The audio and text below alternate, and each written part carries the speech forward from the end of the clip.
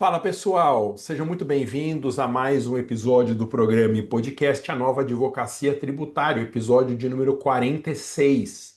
Eu sou o professor Alexandre Maza e aqui nós discutimos o direito tributário para a advocacia pós-reforma tributária. E hoje eu vou falar sobre novos direitos que o contribuinte tem advindos do Código de Defesa do contribuinte. Antes disso, queria lembrar que o objetivo desses conteúdos é nós advogarmos juntos, você e eu, aparecendo uma causa no seu escritório, de qualquer nicho em que você sentir necessidade de ajuda, entre em contato comigo, que nós discutimos os termos de uma parceria. O link para você falar comigo está aqui embaixo na descrição desse vídeo, que é o link de WhatsApp do meu celular, do Escritório Alexandre Maza Advocacia. Estão abertas as matrículas também de todos os cursos de advocacia da minha escola, especialmente o Advocacia Tributária, que tem a ver com o conteúdo desse podcast, e também o curso da Reforma Tributária, o curso completo, mas tem todos os outros, Advogue para Servidores, Advogando em Licitações, Contratos.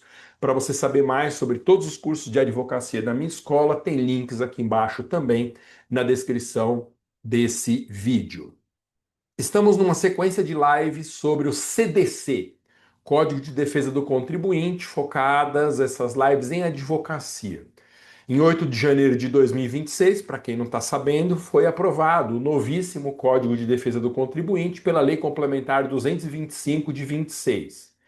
Ela é uma lei de 58 artigos, portanto, uma lei de porte médio, e hoje nós vamos falar de direitos que o código trouxe, novidades, ou novidades pela metade, mas pelo menos parcialmente novidades em matéria de direitos do contribuinte.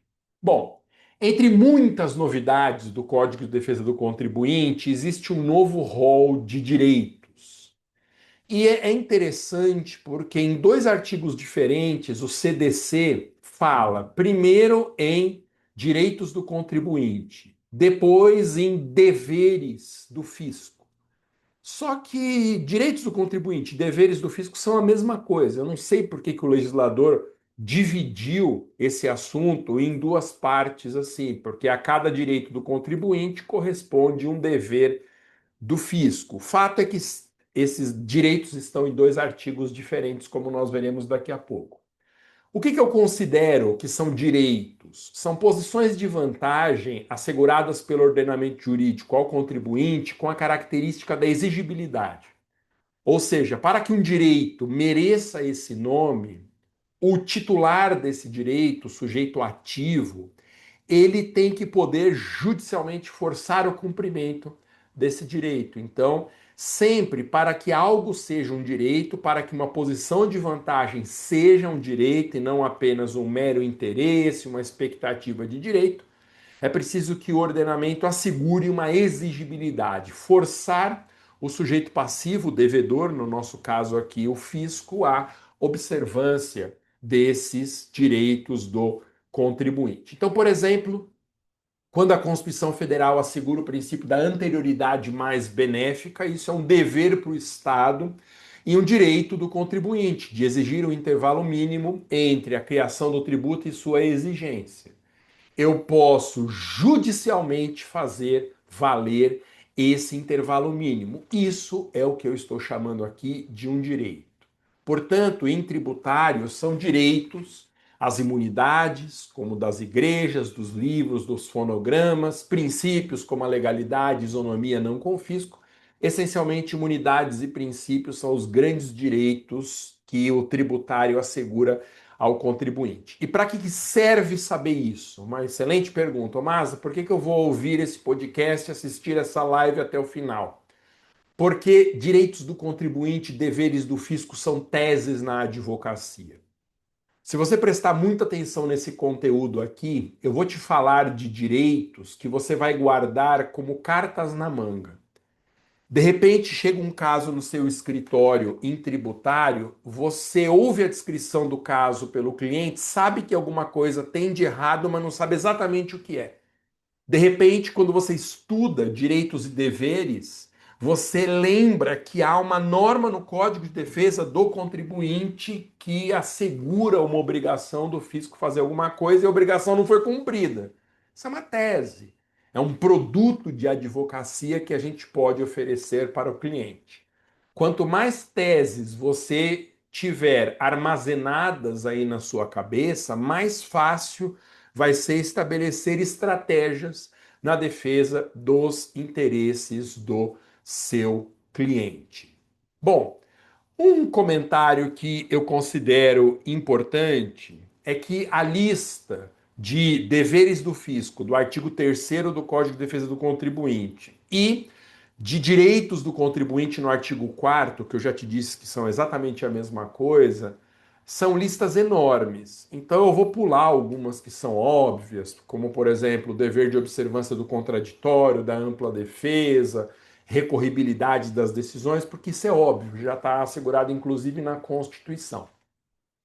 E outro detalhe importante é que muitos desses direitos que aparecem como novidades no Código de Defesa do Contribuinte já estavam contemplados na legislação administrativa, em especial nas leis de processo administrativo, como a Lei Federal 9784 de 99, que é a maior referência brasileira em processo administrativo. Isso só para a gente relembrar que toda a base teórica do direito tributário se assenta em direito administrativo. Saber bem direito administrativo é indispensável para conseguir lidar com defesa de contribuintes. E eu conversava sobre isso, exatamente sobre a importância do direito administrativo no tributário com um cliente há 15 dias atrás. Ele me falava isso, um cliente do escritório. Masa, quantas e quantas soluções de problemas tributários a gente encontra no direito administrativo? E é justamente isso. Bom, pulando os direitos mais óbvios, o artigo 3º, eu vou ler aqui os que eu considero mais importantes. Estabelece como deveres da administração tributária, né, que é o fisco, 1. Respeitar a segurança jurídica e a boa-fé ao aplicar a legislação.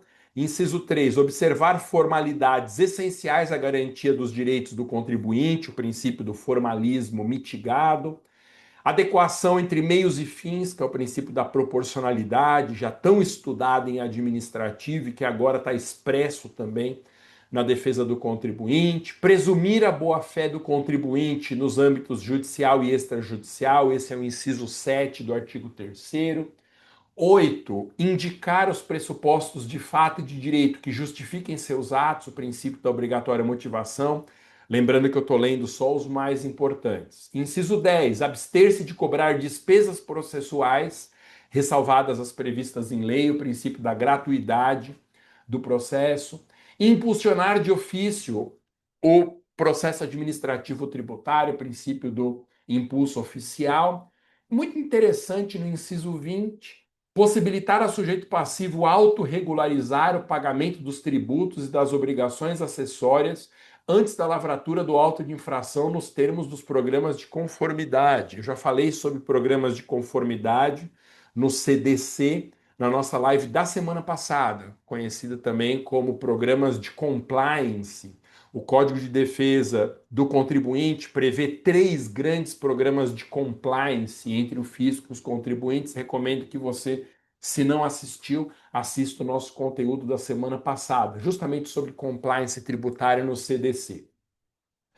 E o artigo 4º do Código de Defesa do Contribuinte declara que são direitos do contribuinte ou responsável nos termos da lei. Lembrando que a cada direito desse, como eu disse, corresponde um dever correlato do fisco. Alguns incisos aqui que merecem a nossa atenção. 3. Direitos do contribuinte. Receber notificação sobre a tramitação de processo administrativo em que tenha a condição de interessado, não só condição de investigado ou acusado ou réu ou o que você quiser.